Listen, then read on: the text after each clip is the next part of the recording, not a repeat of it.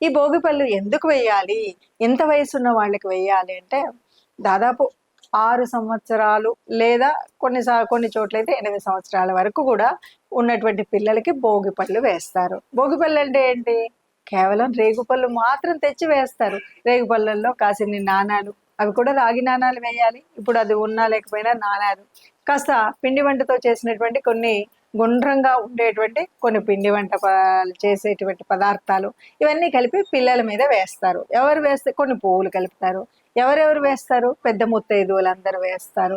ఈ వేసినప్పుడు ఎలా వేస్తారు అంటే ఆ పసిపిల్లల్ని చక్కగా తూర్పు వైపు కూర్చోబెట్టి అందరూ కూడా ఆ భోగిపళ్ళు వేస్తూ దృష్టి పోవాలని, దృష్టి దోషం లేకుండా ఉండాలని భోగిపళ్ళు వేస్తూ ఉంటారు.